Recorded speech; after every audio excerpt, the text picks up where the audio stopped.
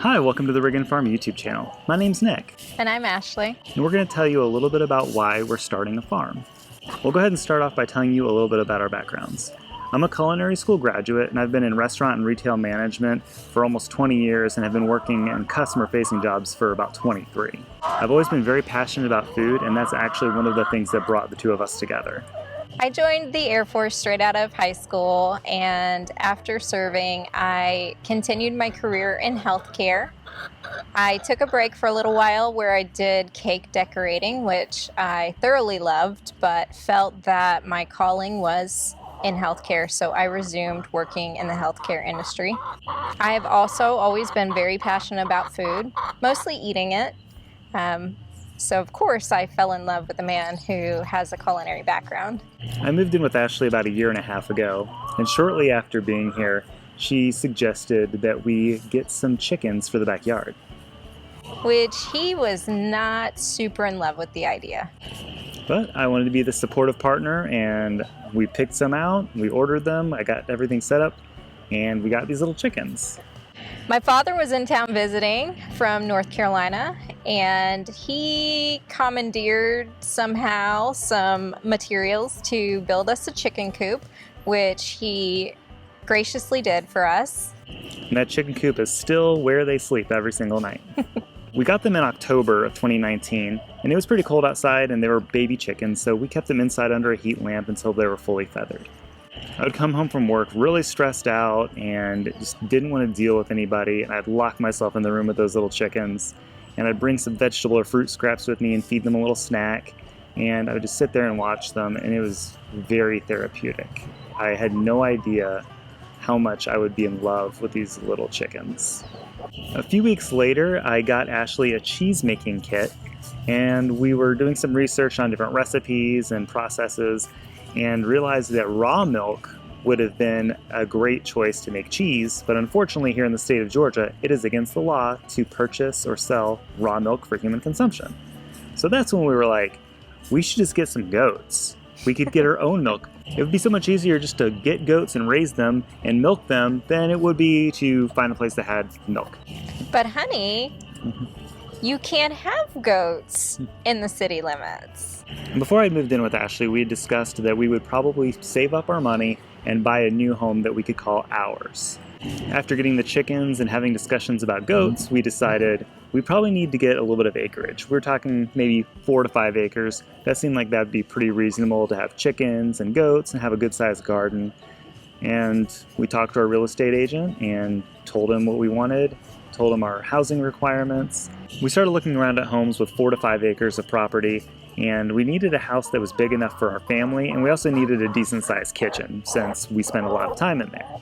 Unfortunately, everything that we found was about 2 to 3 times our budget. We discussed that concern with our agent, and he suggested, why don't you look for land and build on it? And to me, that seemed like it was going to be way more expensive than buying a pre-existing home. He told us that if we were willing to put in the work and wait for that process, that we would end up getting something way bigger and better for less money. So we looked into it. After being pre-approved for the loan, we started looking for homes that we liked. We found a home that we liked, and we were able to take that purchase price and subtract it from our approval amount. And then we had a land budget. So we started looking around for land. Again, we were thinking maybe 5 acres. And then we're talking about all the other things we might want to do, like raise pigs. Then it turned into, I don't think 5 acres is going to be enough. Let's look for something maybe like 10 to 15.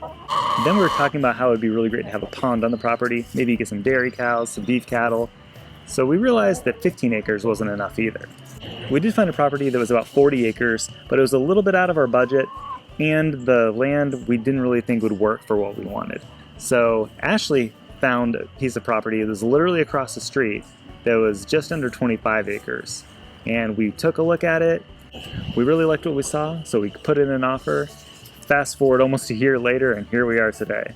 We had to purchase the land, and then we had to get a construction loan, and we're having our home built, and if you follow our vlog, you'll see how that's going. Not as well as we'd like. It's not a smooth ride.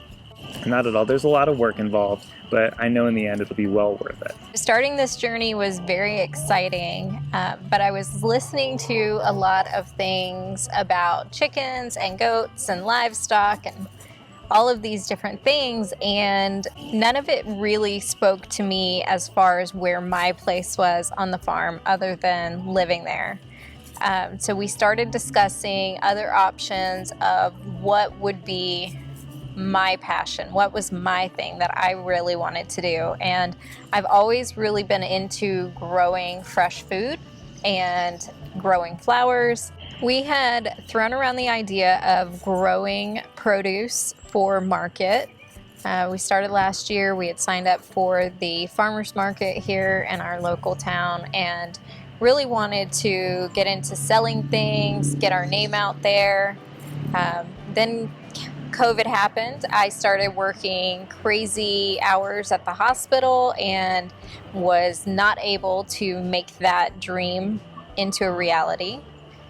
So when we bought the new property and got everything settled, I really wanted to be able to have a big garden, grow vegetables, sell things at market. After looking into things a little bit deeper, we decided that cut flowers was the most profitable crop that we could grow per acre. So we decided that we would start a cut flower garden where we could grow fresh market bouquets to sell at market, as well as through a CSA program and hopefully at some point to local florists around the area. A really great idea that Ashley came up with was having a subscription service for bouquets.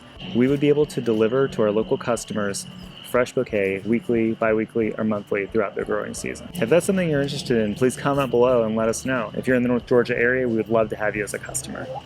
We also have been throwing around the idea of doing some bouquet bars, which would entail people coming, us having buckets of fresh blooms, and you being able to create your own bouquet. She calls it a bouquet bar. I like bouquet buffet. Let us know what you think. We've talked a little bit about the livestock we plan on getting and what we'll be growing in our garden. In addition to that, we plan on building a pond that we'll stock with fish.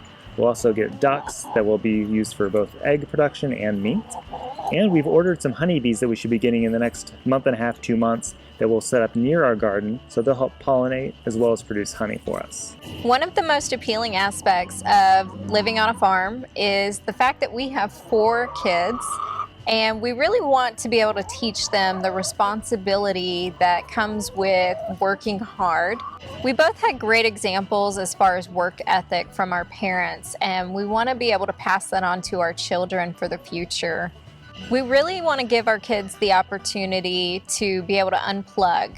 Our kids love devices, they like electronics, most kids do, but we really want them to be able to get outdoors, play, and just kind of learn what it is to have responsibilities.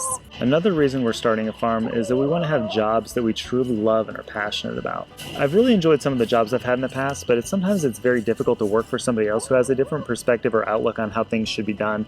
And I'm very stubborn and strong-willed, and I feel like my way is always the best way. I know that's not always true, and Ashley actually helps ground me a lot in that.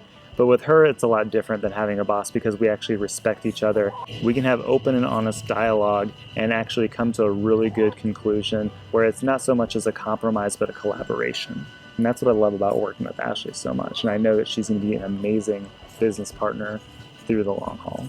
We also like the idea of being able to provide people with ethically raised animals, as well as produce that is not full of pesticides and chemicals. We'll do another video sometime about why you should buy local. The idea of starting this farm started with little baby chickens and has grown into this wild dream that we're turning into a reality. We're really thankful for all of you who watch our videos and give us the support. It's really encouraging. I actually received a text from a friend last night telling me how much he loves watching our videos and following us along on our journey. And it was just so encouraging to hear that. There's already so much work that's gone into fulfilling this dream, and we have a lot of really hard work ahead of us. Your encouragement really means a lot, and we appreciate you watching and following along on our journey. Thank you so much for watching today. Please give us a thumbs up to show your support, and we hope to see you next time. Bye. Bye.